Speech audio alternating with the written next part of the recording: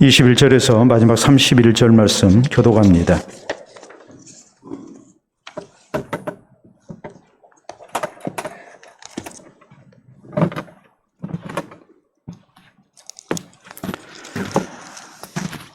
열왕기상 14장 21절에서 마지막 31절 교독하겠습니다. 솔로몬의 아들 르호밤은 유다 왕이 되었으니 르호밤이 왕이 오를 때에 나이가 41세라. 여호와께서 자기 이름을 두시려고 이스라엘 모든 지파 가운데서 택하신 성읍 예루살렘에서 17년 동안 다스리니라. 그의 어머니의 이름은 나아마요 암몬 사람이더라.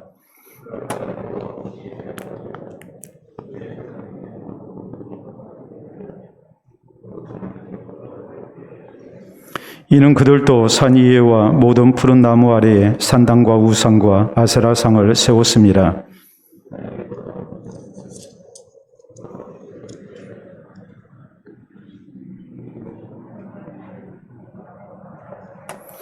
르호밤 왕 제5년에 애굽 왕 시삭이 올라와서 예루살렘을 치고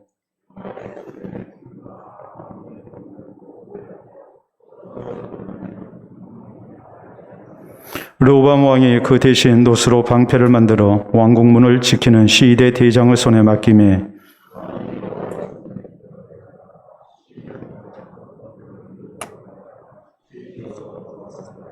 르호밤의 남은 사적과 그가 행한 모든 일은 유다 왕 역대지략에 기록되지 아니하였느냐. 르호밤이 그의 조상들과 함께 자니 그의 조상들과 함께 다윗성에 장사되니라. 그의 어머니의 이름은 나아마요 암몬 사람이더라. 그의 아들 아비암이 대신하여 왕이 되니라. 아멘. 기도와 말씀 받도록 합니다. 하나님 아버지 은혜를 감사합니다. 오늘도 주의 말씀 앞에 우리를 세우며 우리를 향하신 주의 뜻을 우리가 살피기를 원합니다. 부족한 종을 붙드시사 여호와의 나팔로 쓰임받을 수 있도록 도와주시고 또 선포되는 말씀이 성령의 감동하심 속에 우리에게 들려지게 하시사 주를 향한 아름다운 순종과 또한 신앙의 결단과 또한 열심히 있도록 도와주시옵기를 원합니다. 이 모든 것을 통하여 하나님의 말씀대로 살아가는 우리 되게 하시고 주를 향한 우리의 소망이 부끄럽지 아니하도록 아버지여 인도하여 주시옵소서. 예수님 이름으로 기도하옵나이다. 아멘. 오늘 열왕기상 강의 39번째 시간입니다. 우리가 자주로 듣는 말 가운데 늦게 배운 도둑 날 새는 줄 모른다라는 말이 있습니다. 어떤 일에 대해서 뒤늦게 배웠는데 그 재미를 알고 거기에 열중하는 그런 경우를 얘기를 하죠. 근데 문제는 좋은 것을 배웠으면 참 좋을 텐데 나쁜 것을 늦게 배워서 날 새는 줄 모르고 거기에 깊이 빠져버린다면 이제는 나이 들어서 하는 일이 되기 때문에 또 늦게 하는 일이기 때문에 돌이킬 기회가 이제 적을 수밖에 없다는 것을 우리가 잘 알 수 있습니다. 우리는 지난 시간에 북이스라엘의 여로보암이 우상 숭배를 했고 또 이로 인해서 하나님의 징벌을 당한 가운데 이제 멸망을 향해 나아가는 과정에 대해서 말씀을 살폈습니다. 오늘 성경 말씀은 동시대를 살았던 남유다의 르호밤 왕에 대한 그런 내용입니다. 우리가 열왕기서를 보면은 남유다와 북이스라엘의 왕들이 이렇게 교차돼서 나옵니다. 다시 말해서 남유다의 어떤 왕, 그 시대에 북이스라엘에서는 어떤 왕이 어떤 통치를 했는가, 그리고 하나님 앞에 어떤 모습이었는가, 이런 것을 서로 교차하면서 이렇게 이제 전개해 나가는 것이 열왕기서의 아주 중요한 특징입니다. 그래서 오늘 성경 말씀은 북이스라엘의 여로보암 왕이 이렇게 우상을 숭배했고 또 그로 인해서 하나님의 징벌과 또 멸망을 당할 수밖에 없는 입장이었는데 남유다, 그 당시에 이제 르호밤 왕이죠. 왜요? 르호밤 왕 때에 남유다와 북이스라엘로 나라가 이렇게 나뉘지 않았습니까?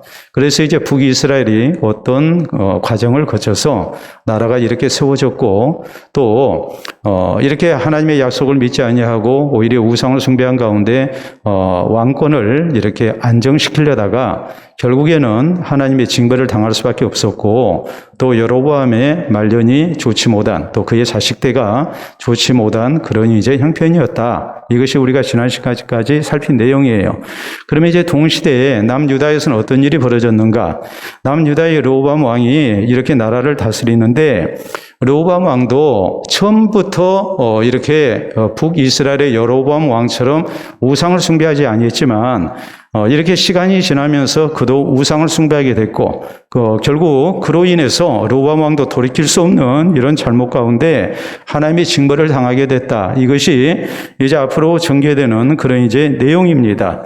자, 그렇다면 이 역사를 통해서 우리가 배워야 하는 소중한 교훈이 뭐겠습니까? 먼저는 남유다도 우상 숭배했다는 사실이에요. 자, 21절에 있는 말씀 우리가 다시 보도록 합니다. 거기 보면 솔로몬의 아들 르호보암은 유다 왕이 되었으니 르호보암이 왕이 오를 때 나이가 41세라. 여호와께서 자기 이름을 두시려고 이스라엘 모든 지파 가운데서 택하신 성읍 예루살렘에서 17년 동안 다스리니라. 그의 어머니의 이름은 나아마요 암몬 사람이더라. 유다가 여호와 보시기에 악을 행하되 그의 조상들이 행한 모든 일보다 뛰어나게 하여 그 범한 죄로 여호와를 노엽게 하였으니, 우리 23절에 있는 말씀 같이 읽어볼까요? 이는 그들도 산 이에와 모든 푸른 나무 아래에 산당과 우상과 아세라상을 세웠습니다. 그 땅에 또 남색하는 자가 있었고 여호와께서 이스라엘 자손 앞에서 쫓아내신 국민의 모든 가증한 일을 무리가 본받아 행하였더라라고 이렇게 말씀을 합니다. 유다도 범죄했다. 유다도 우상숭배를 했다. 북이스라엘의 여로보암이 우상숭배를 해서 이로 인해서 이제 하나님의 징벌을 당하고 나라가 멸망을 향해서 이렇게 나아가는데, 그 모습을 보면서 남유다도 이렇게 하나님 앞에 우상을 숭배했다라고 이렇게 말씀을 합니다. 우상을 숭배하는 정도가 아니었죠. 북이스라엘은 금송아지 우상 만들어 놓고 이렇게 숭배를 했지만 남유다는 이렇게 산당을 세우고 또 우상을 세우고 또 이런 온갖 그런 이제 범죄를 저질렀습니다. 거기에다가 남색하는 자들까지, 다시 말해서 이렇게 동성애가 번지는 그런 이제 잘못이 이렇게 있었다라고 이렇게 말씀을 해요. 그러니까 북이스라엘이 우상 숭배하다가 하나님 앞에 징벌당하고 멸망당하는 과정을 지켜보면서 남유다가 처음에는 그랬죠. 처음에는 하나님 잘 섬겼고 우리는 우상을 숭배하는 게 아니라 하나님을 섬기는 백성들이다. 우리가 더 영적으로 낫다 하면서 자기들의 신앙적 정통성을 이렇게 내세우고 자랑하고 했는데, 시간 지나고 나니까 남유다도 이렇게 우상을 숭배하게 됐고 오히려 북이스라엘보다도 더 심한 우상 숭배를 하게 됐다라고 이렇게 성경은 지적을 하고 있는 거예요.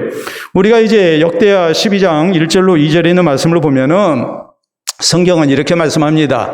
자, 르호보암이 나라가 이렇게 나뉘고 난 다음에 그에게 굉장히 이 정권에 그런 위기가 찾아왔죠. 왜요? 12개 지파 가운데 10개 지파가 떨어져 나갔으니까 르호보암의 입장에서는 이제 국가 존망이 또 왕권의 존망이 이렇게 위태로운 그런 이제 위기가 찾아온 것 아니겠습니까? 그렇기 때문에 르호보암이 정신 바짝 차리고 하나님을 잘 섬깁니다.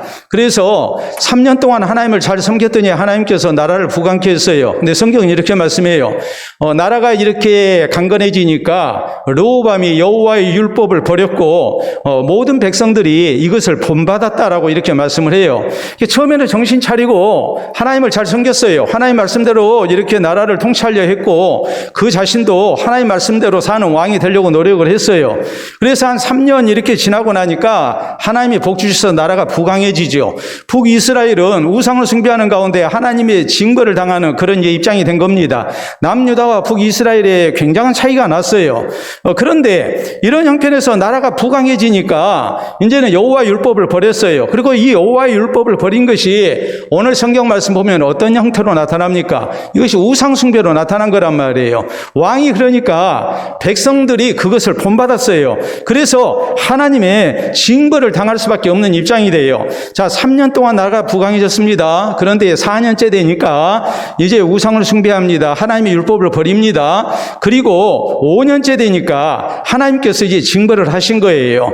자, 우리가 이런 말씀을 놓고 보면 처음에는 잘했지만 나중은 변질돼 버리는 이런 잘못된 신앙생활, 우리가 해서는 안 됨을 우리가 명심을 해야 합니다.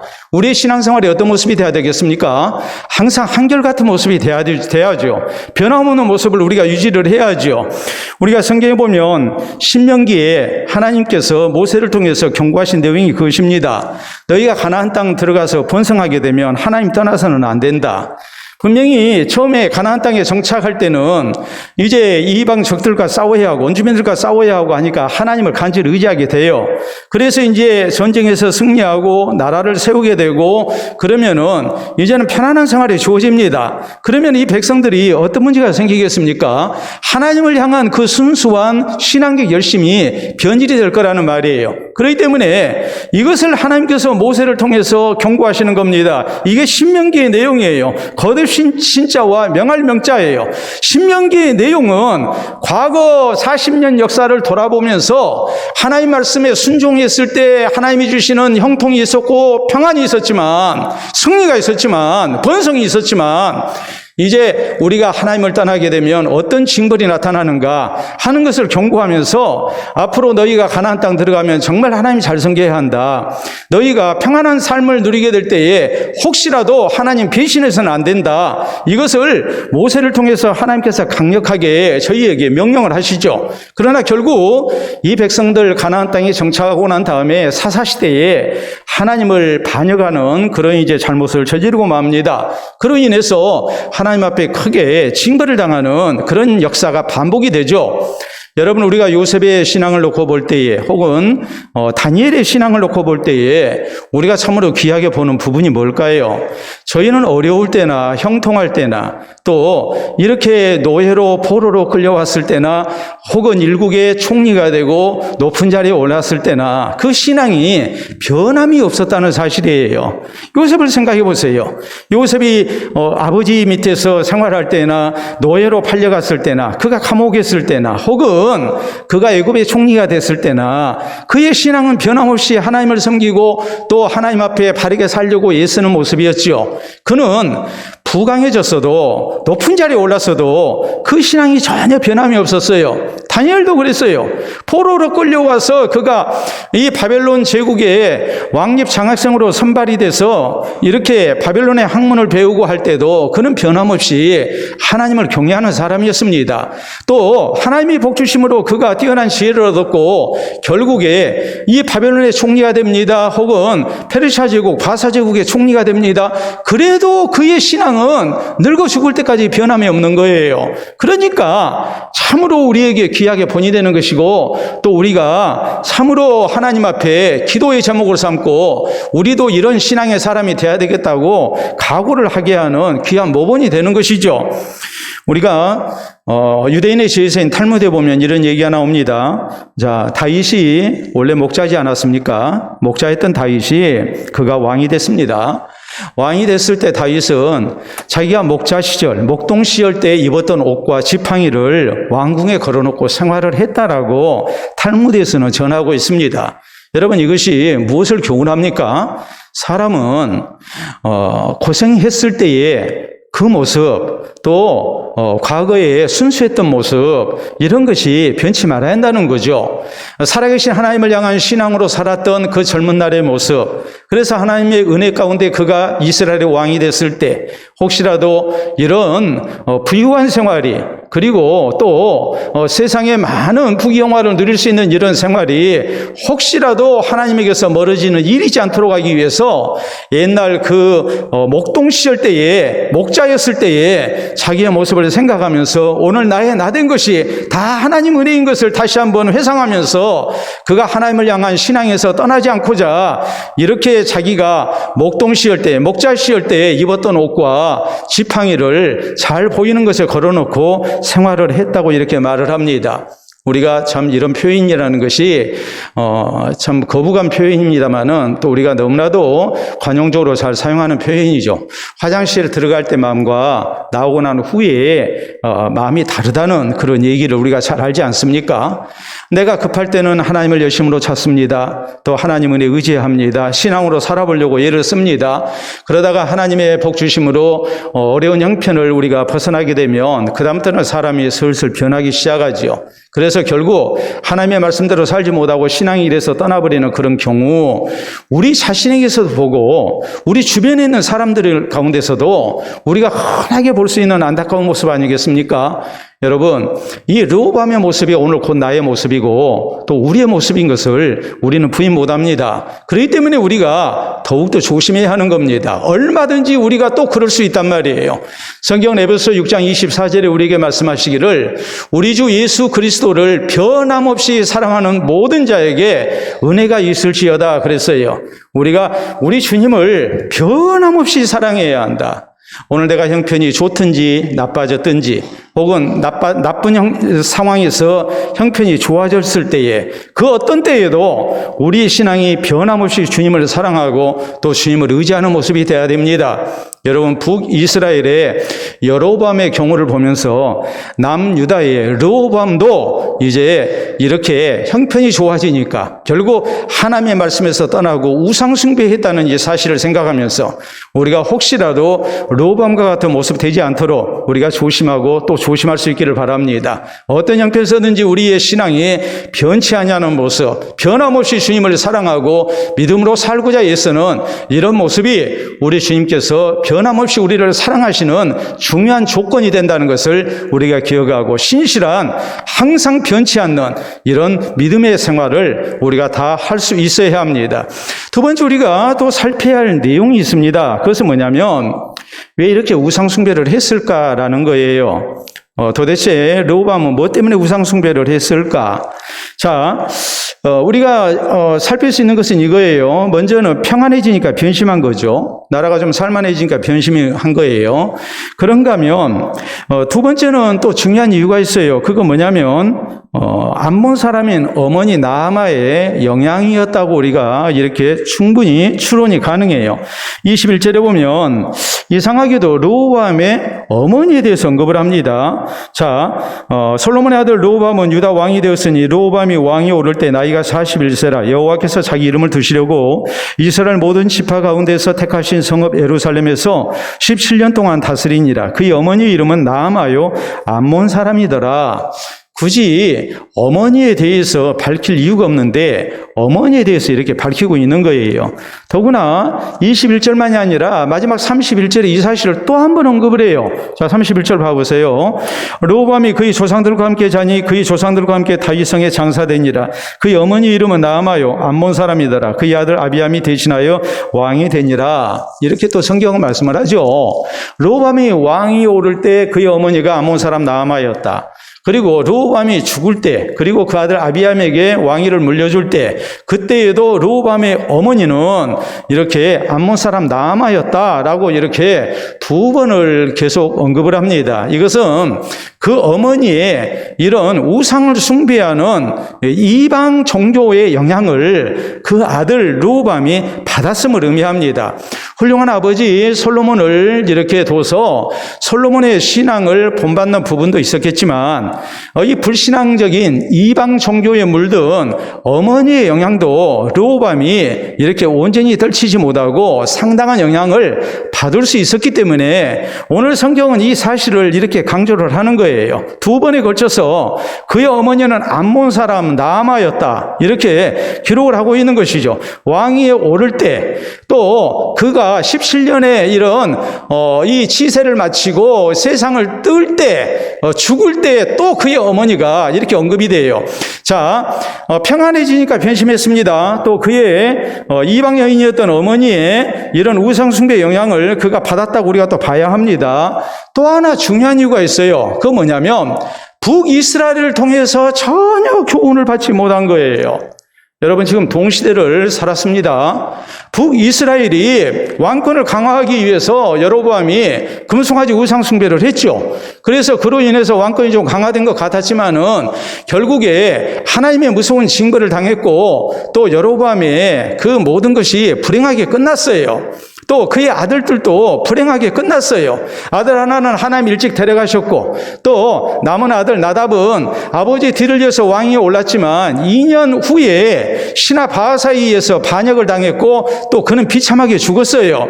이런 모든 것을 누가 봤느냐? 르호보암이 다 본 거예요. 그런데 르호보암이 거기에서 교훈을 얻지를 못한 거예요.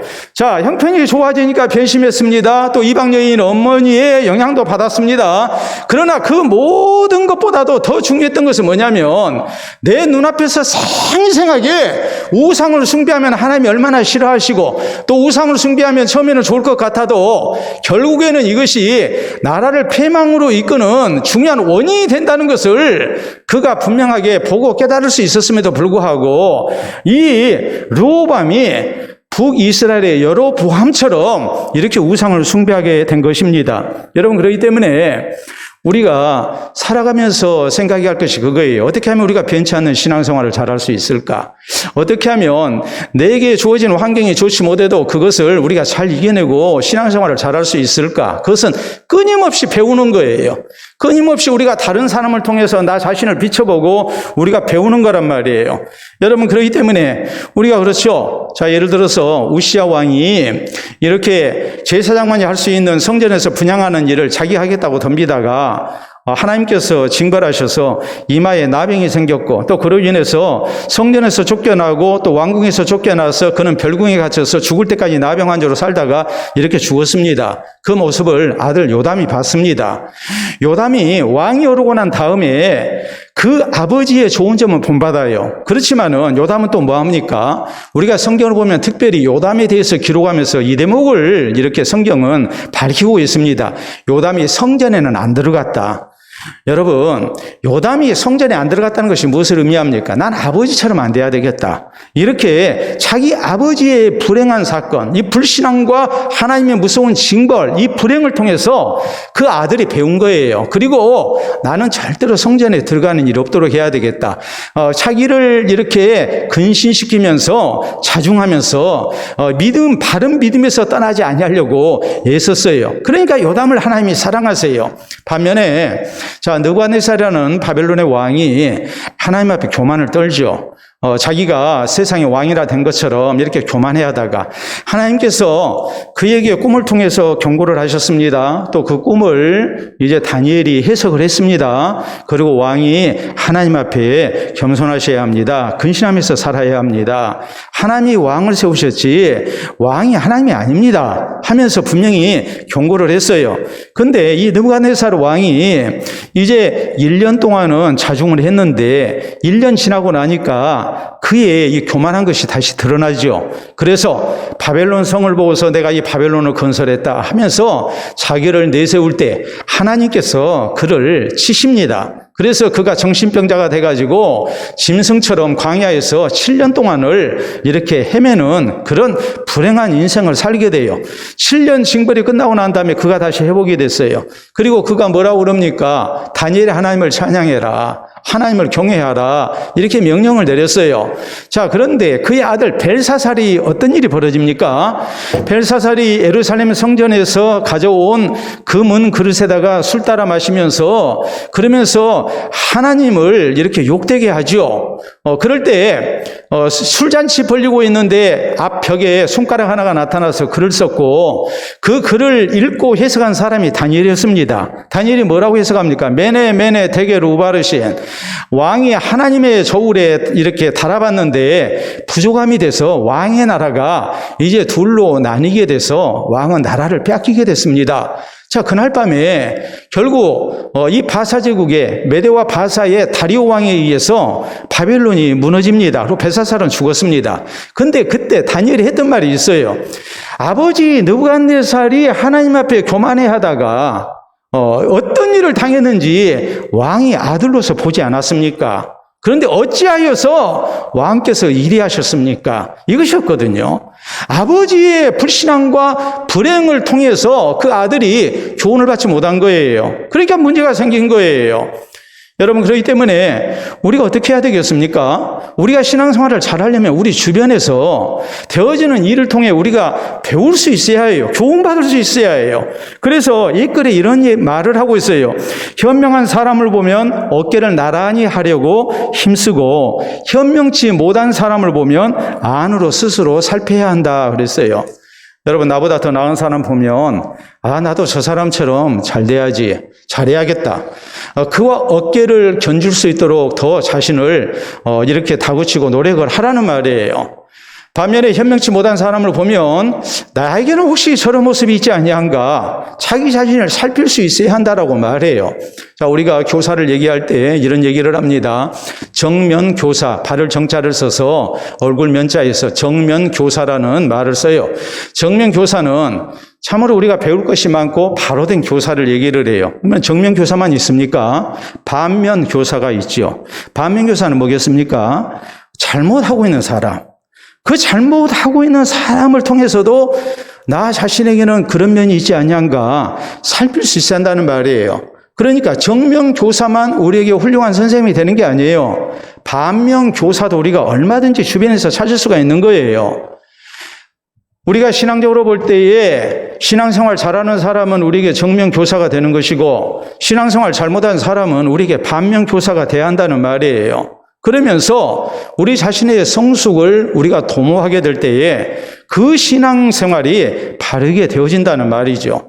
요한 3서에 보면 요한 3서 1장에 우리가 잘 아는 말씀이 나옵니다. 자, 사도 요한이 가이오라는 성도를 굉장히 칭찬을 하죠. 사랑하는 자여, 내 영혼이 잘된 같이 네가 범사에 잘되고 강건하기를 내가 간구하노라.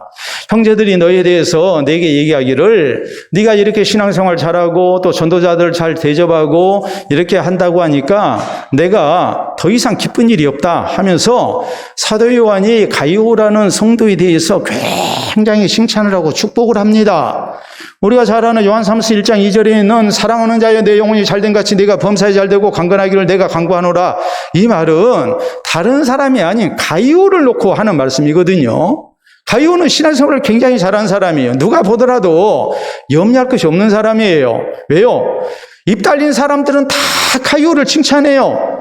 가이오라는 성도를 통해서 내가 이렇게 도움을 받았습니다. 그가 얼마나 이렇게 성도들을 사랑하고 주의 일에 헌신적인지 모릅니다 하면서 모두가 다 가이오를 칭찬하고 가이오는 진리 가운데 행하는 사람입니다 하면서 막 해요. 그런데 사도 요한이 가이오에게 당부를 합니다. 여러분, 사람은 언제든지 변할 수 있거든요. 그러니까 사도가 뭐라고 당부를 합니까? 너 디오드레베 조심해라. 교회 안에 디오드레베 있지 않느냐? 디오드레베는 으뜸되기를 좋아하고 목회자 대적하고 자기 말 안 듣는 사람들 교회에서 내쫓는 사람 아니냐? 이런 악한 사람 조심해라. 그 다음에 또 한 사람을 언급해요. 그 사람은 데메드리오예요. 데메드리오는 선한 일에 증거를 얻은 사람들이고 사람들에게 인정받는 사람이다.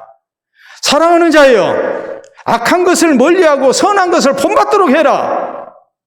여러분, 왜 사도가 가이오에게 그렇게 당부를 하겠습니까? 우리는 언제든지 변할 수 있는 그런 가능성이 있는 사람들이에요. 그렇기 때문에 우리가 뭐 해야 합니까? 끊임없이 우리 자신을 살피면서 우리가 바른 것은 본받아야 하고 그러지 못한 것은 우리가 경계하면서 멀리 한다는 말이에요. 교회 안에 당시 초대교회에만 디오드레베가 있고 또 데메드리오가 있는 게 아니에요. 오늘 이 시대에도 얼마든지 교회 안에 디오드레베가 있다고요. 또 한편으로 데메드리오도 있는 거예요. 그렇기 때문에 우리가 뭐 해야 합니까? 혹시라도 우리가 디오드레베를 본받지 않도록 디오드레베를 보면서 우리가 반면 교사를 삼아야 해요. 반면에 데메드리오를 볼 때는 우리가 정면 교사를 삼아야 한단 말이에요. 사실 가이오 같은 성도는 사도가 생각할 때 전혀 염려 안 해도 될 성도예요. 아주 신실하게 모범적으로 신앙생활하는 사람입니다.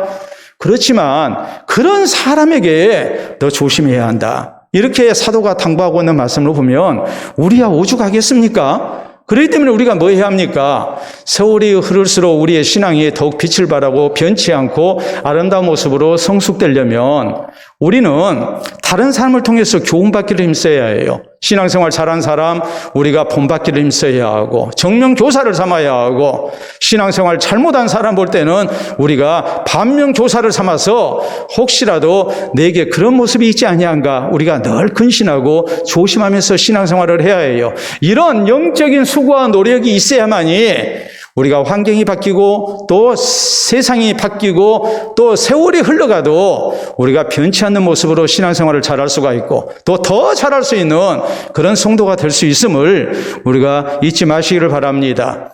자, 오늘 성경 말씀은 또 하나 우리에게 중요한 것이 있어요. 자, 르호보암 왕이 이렇게 하다 보니까 결국 그는 하나님의 징벌을 피할 수가 없게 됩니다. 자, 그래서 거기 이어지는 말씀 25절 이하에 르호보암 왕 제5년에 애굽의 왕 시삭이 올라와서 예루살렘을 치고 여호와의 성전의 보물과 왕궁의 보물을 모두 빼앗고 또 솔로몬이 만든 금방패를 다 빼앗은지라. 르호보암 왕이 그 대신 노스로 방패를 만들어 왕궁문을 지키는 시위대 대장의 손에 맡김에 왕이 여호와의 성전에 들어갈 때마다 시위하는 자가 그 방패를 들고 갔다가 시위소로 도로 가져갔더라라고 말합니다. 자, 솔로몬 왕 때에 금방패를 만들었죠. 그래서 자기의 부귀영화를 이렇게 자랑을 했습니다. 이 방패는 전쟁 때 사용하는 방패가 아니고 의전용이었거든요. 그래서 이렇게 외국 사신을 맞이하게 된달지 혹은 백성들 앞에 이렇게 왕이 이렇게 어떤 행사를 하게 된달지 할 때에 이제 시위대의 군인들이 이렇게 금방패를 들고 이제 또 이렇게 호위를 하는, 그래서 왕의 영광을 이렇게 자랑하는 그런 아주 소중한 그런 도구였어요. 그런데 이걸 다 빼앗긴 거예요. 애굽 왕 시삭에 의해서 다 빼앗깁니다. 자, 아까 말씀을 드린 대로 역대하 12장 1절 이하에 있는 말씀, 르호보암이 3년을 잘 섬겼어요. 그러다가 나라가 부강해지니까 여호와의 율법을 버렸고 백성들이 본받았고, 그래서 하나님께서 애굽 왕 시삭을 통해서 이제 이렇게 공격을 당하게 되고 또 이런 금방패 다 빼앗기고 보물을 다 빼앗기게 됩니다. 그래서 이제 하나님의 무서운 징벌을 당하게 돼요. 3년 지나고 난 다음에 그가 4년째 이렇게 변심이 됐고 이렇게 하나님을 바로 섬기지 못하니까 5년째에 하나님께서 애굽 왕 시삭을 통해서 이제 무서운 징벌을 나타내신 거예요. 거기서 끝나지 않았어요. 자, 29절 이하에 있는 말씀 보면 르호보암의 남은 사적과 그가 행한 모든 일은 유다 왕 역대지락에 기록되지 아니하였느냐. 르호보암과 여로보암 사이에 항상 전쟁이 있으니라 라고 말씀을 하죠. 여러분, 3년은 나라를 잘 이렇게 다스리고 또 하나님의 복을 받았는데 이제 5년째 하나님의 징벌을 당하더니 애굽 왕 시삭에 의해서 엄청나게 이렇게 곤욕을 치르게 되고 이것이 이제 계속돼서 그에게 평화는 다 사라지고 만 거예요. 그가 17년 동안 왕위에 있었는데 여러분 생각해 보세요. 3년 좋았습니다. 4년째 그냥 탈 없이 넘어갔습니다. 5년째 애굽 왕 시삭을 통해서 하나님께서 징벌하시고 그때부터 시작해서 그의 임기가 끝나는 17년 지나는 세월까지 그는 북이스라엘과 계속 전쟁을 해야 하는, 그래 여로보암도 편치 못하죠. 왜요? 나라가 평화롭지 못하니까 밤낮 전쟁을 해야 하니까 금방패 빼앗기고 노수로 이것을 대신했는데 얼마나 이제 이것이 초라한 꼴이었겠는가라는 것을 우리가 알 수가 있죠. 그때 하나님께서 하셨던 말씀은 이것이었습니다. 우리가 역대기에 있는 말씀을 보면 하나님을 섬기는 것과 세상 왕을 섬기는 것의 차이를 알게 될 것이다 그랬어요. 하나님을 섬기게 되면 금방패의 영광이 있다 이 말이에요.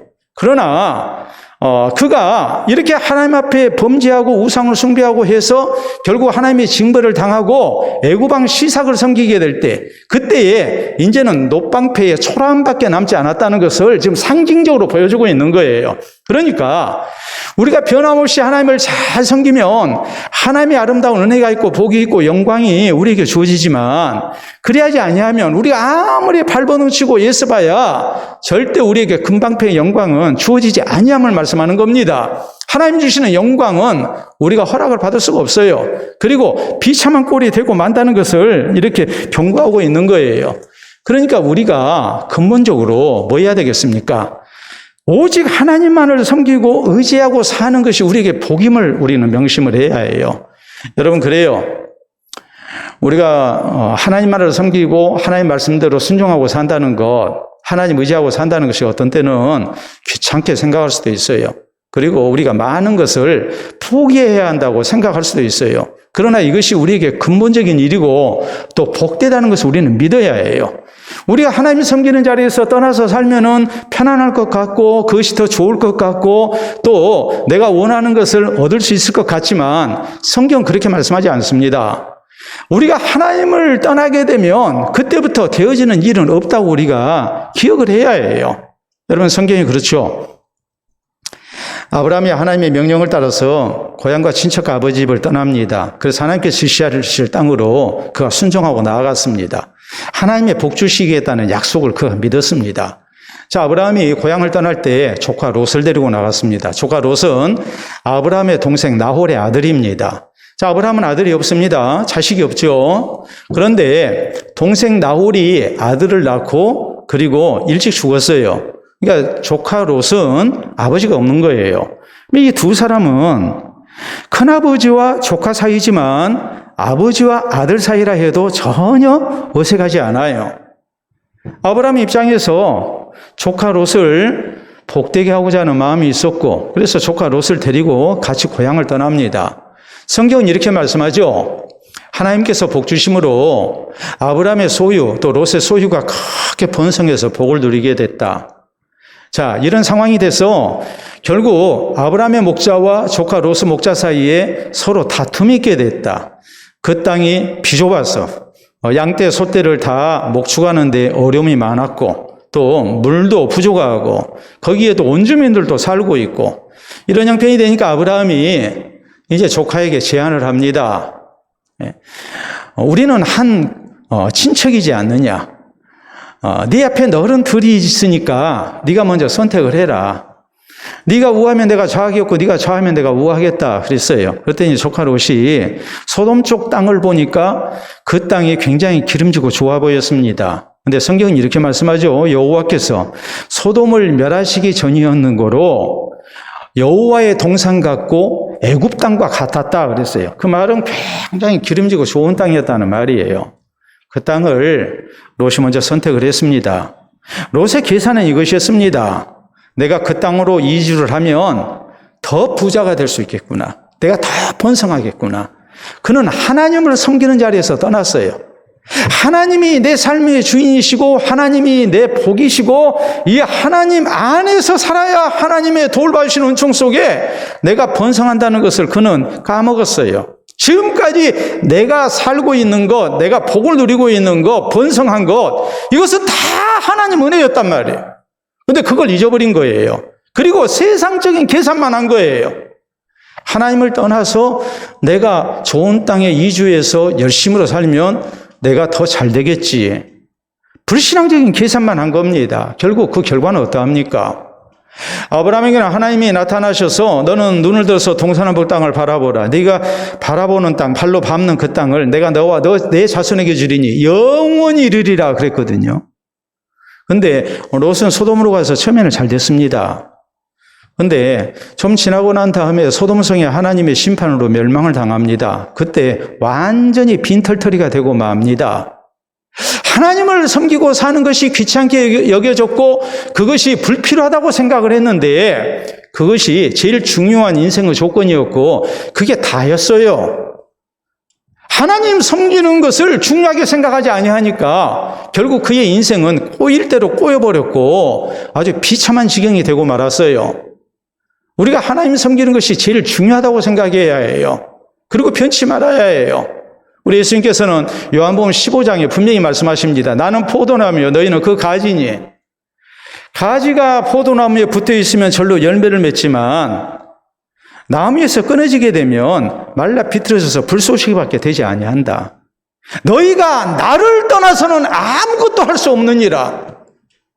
주님 안에 거하지 아니하고 우리가 불신앙으로 살게 되면 그것이 우리에게 자유를 준 것 같고 우리를 더 잘되게 할 것 같지만 아무것도 안 된다고 주님께서는 분명히 경고하십니다. 그만큼 우리에게 있어서 신앙의 문제는 가장 중요한 것이 돼야 한다는 말이에요.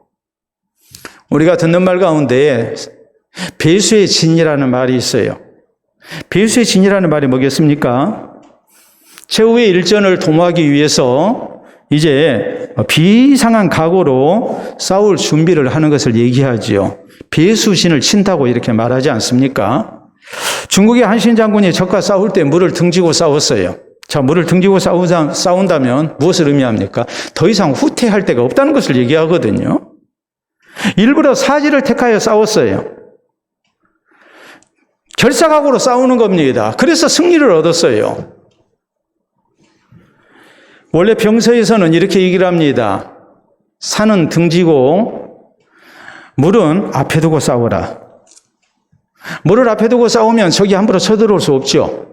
산을 등지고 싸우면 도망갈 데가 있지 않습니까?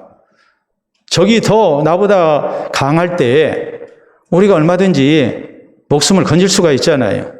물을 앞에 두고 싸우면 적을 물 있는 쪽으로 몰아서 적을 도망가지 못하게 하고 내가 이길 수 있잖아요. 내가 강할 때는 적을 몰아붙일 수 있는 것이고 내가 약할 때는 얼마든지 퇴로가 확보가 되기 때문에 산은 등지고 물은 앞에 두고 싸우라 그랬거든요. 그런데 한신 장군은 그렇게 하지 않았어요. 일부러 배수의 진을 쳤어요. 물을 등지고 싸웠어요. 그리고 우리가 더 이상 도망갈 데가 없다. 이제는 목숨 걸고 싸워야 하는 거예요. 그래서 결국 승리를 얻었어요. 여러분, 지금 우크라이나에 러시아군이 쳐들어와서 이렇게 전쟁 중입니다. 사실 우크라이나와 러시아의 군사력은 비교가 안 돼요. 그런데 러시아 뜻대로 안 되고 있어요. 물론 전 세계적인 그런 반주운동과 또 러시아에 대한 제재 이런 것 때문에 결국에는 러시아가 패배로 끝날 거라고 다 예상을 합니다. 그런데요, 꼭 그것만이 전쟁의 승패를 좌우한 건 아니죠. 우크라이나 사람들의 결사항전의 모습들, 예? 물론 어떤 사람들은 옆 나라인 폴란드로 이렇게 도망가는 사람들도, 피난 가는 사람들도 있습니다. 그런데 대부분 피난 가는 사람들은 노약자들, 여자와 어린이들, 그리고 아랍 계열의 이런 난민들, 이런 사람들은 자기 나라 싸움이 아니니까 그렇게 들어가기를 원했던 유럽 땅으로 들어가게 되니까 좋은 기회가 왔다 생각하고 이렇게 피난민 대열에 합류하고 있다고 이렇게 얘기가 나오죠. 그런데 내 나라를 지키겠다고 결사항전을 하는 이 우크라이나 사람들, 외국에 있는 우크라이나 사람들까지 지금 우크라이나로 들어온 이런 병력이 3만 명 정도 된다고 그러거든요. 내 나라를 지키기 위해서 결사항전을 하는 거예요. 가정주부들이 화염병을 만들고, 예? 나이 드신 분들이 총을 잡고, 그러고서 싸우니까 나라를 지켜나가고 있는 것이죠. 결사항전입니다. 이것 외에는 방법이 없는 거예요. 우리 하나님의 백성에게 배수의 진이 뭐겠습니까? 내가 신앙으로 살고 신앙으로 죽는 거예요. 이것이 우리에게 배수의 진이 돼야 돼요. 신앙 문제가 우리에게 가장 중요해야 해요. 신앙 문제가 별것 아니라고 생각하면 결국 우리는 무너지게 돼 있어요. 금방패를 빼앗기고 녹방패를 대신해야 하는 비참한 처지가 되고 맙니다. 그러나 우리가 살아계신 하나님께 소망을 두고 하나님을 의지하고 우리의 모든 것을 포기한다 할지라도 나는 끝까지 신앙으로 살겠습니다 했을 때에 거기에 하나님이 함께 하시는 것이고 하나님의 약속이 우리에게 성취되는 거예요. 믿음으로 사는 백성을 붙드시는 하나님의 신실하심을 우리가 체험할 수 있는 거예요. 르호보암이 하나님의 약속을 생각을 못했습니다. 그리고 세상적인 방법을 선택했습니다. 그것이 결국 그를 몰락으로 이끌고 말았습니다. 오늘 우리에게 있어서 신앙의 문제가 별것 아니라 우리에게 가장 소중하다는 것을 알고 우리가 전심전력을 다해서 살아계시는 하나님만을 우리가 섬기고 의지하는 성도가 돼야 됩니다. 그래서 하나님 주시는 금방패의 영광이 우리에게 있기를 바랍니다. 자, 독일과 프랑스는 참 역사적으로 전쟁을 많이 했습니다. 서로 사이가 굉장히 안 좋았어요. 이웃나라인데. 그래서 1차 세계대전이 끝나고 난 다음에 프랑스에서 저 독일 사람들이 언제든지 우리나라에 이렇게 쳐들어오는데 뭔가 좀 대책을 마련해야 되겠다. 그래서 독일의 위협을 막기 위해 동부 국경지대에 거대한 방어선을 구축을 했습니다. 이게 무려 1927년부터 시작해서 1936년까지 약 10년 가까이, 그러니까 만 9년 이상 이렇게 거대한 진지를 구축을 했어요. 그 길이가 어느 정도였느냐? 무려 380km예요. 독일과 프랑스 국경 사이에 거대한 방어선을 구축을 했어요. 380km에 걸쳐서. 그래서 여기에다가 이렇게 거대한 진지를 만들고 또 포진지를 만들고 또 이렇게 참호를 만들고 요새를 만들고 장벽을 세우고 해서 독일이 절대 쳐들어오지 못하도록 이렇게 방어선을 구축을 했습니다. 자, 어떤 모습이냐면 여러분 사진을 보시게 되면 제가 뭐 사진 여러 장 보여드리면 좋겠는데 저게 다 요새거든요. 저렇게 해가지고 380km 국경선에다가 저런 식으로 완벽하게 방어선을 구축을 했어요. 어마어마한 돈을 들여서 구축을 했다고요. 380km면 여기서 서울보다도 더 멉니다. 독일과 프랑스 사이의 국경을 저렇게 완전히 아주 완벽한 방어선을 구축을 해놨다고요. 그리고 이것을 뭐라고 얘기했느냐. 저 방어선이 무너지면 우리는 독일한테 먹힌다. 이렇게 생각하고 저 방어선을 구축을 한 거거든요. 그 당시에 국방장관인 마지노의 이름을 따서 저것을 마지노선이라고 얘기를 합니다. 오늘날 마지노선은 어떤 의미를 우리에게 주느냐면 마지노선은 최후 저지선을 얘기를 해요. 이게 우리의 마지노선이다. 이게 우리의 마지노다 하는 것은 결국 뭘 얘기하냐면 여기서 우리가 더 이상 물러날 수 없는 최후 방어선을 얘기할 때 마지노선이라는 말을 씁니다. 여러분, 우리 성도의 신앙생활에 있어서 영적인 마지노선이 뭘까요? 우리의 신앙생활에 있어서 아무리 세상이 변하고 내 형편이 변하고 하더라도 세월이 흘러가도 절대로 변치 않는 신앙생활의 최후 저지선, 이 영적인 마지노선이 우리에게 있어야 한단 말이에요. 그 이 마지노선을 치고 우리가 신앙생활을 해야 해요. 이래도 좋고 저래도 좋고 그러면 우리는 환경을 따라갈 수밖에 없고 세상을 따라갈 수밖에 없고 변질될 수밖에 없어요. 그러나 아무리 세상이 바뀌고 내 형편이 바뀌어도 나는 절대로 변치 않는 이 신앙생활의 마지노선이 있다고 생각하면 그것을 우리가 지켜나가죠. 우리 성도의 신앙의 마지노선이 뭐겠습니까? 먼저 우리가 생각해야 할 것은 변치 않는 신앙생활을 해야 되겠다는 각오예요. 그리고 또 우리는 뭐 해야 되겠습니까? 신앙생활 잘하는 사람을 통해서는 우리가 본받기를 힘써야 되겠고 못한 사람을 볼 때는 나는 저리 되어서는 안 되겠다 생각하고 우리가 또 다른 사람을 통해서 교훈을 받고 늘 성숙되기를 힘쓰는 모습이 우리에게 있어야 해요. 또 우리에게 뭐가 필요하겠습니까? 하나님만이 나의 모든 것이라 우리는 믿어야 해요. 하나님을 향한 신앙으로 사는 것 이상 내게 더 이상 중요한 일은 없다고 우리가 믿어야 해요. 이것만큼은 우리가 절대로 포기하지 말아야 해요. 이것만큼은 우리가 지켜나가야 해요.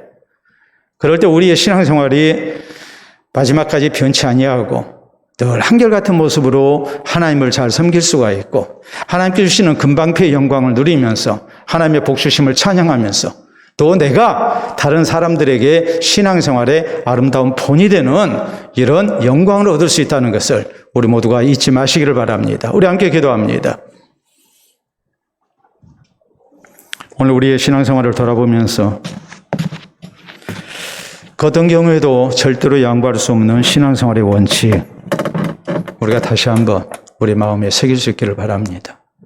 편치 않는 신앙생활의 성실성 또 다른 사람 통해서 교훈받고 오직 하나님만 섬기고 의지하고 살 것을 우리가 다시 한번 다짐할 수 있기를 바랍니다. 기도합니다.